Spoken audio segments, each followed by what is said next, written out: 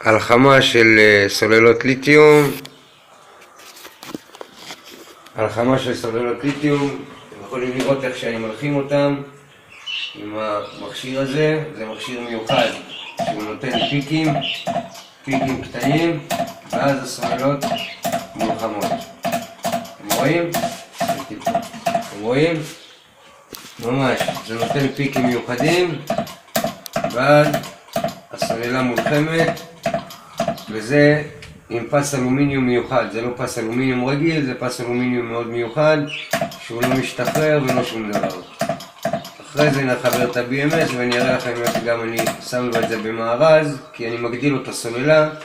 באופניים הלקוח רוצה שיהיה לו 84 וולט, אז אני מוסיף לו תאים ומגדיל לו את זה ל-84 וולט. עוד מעט אני אראה לכם איך זה שזה יהיה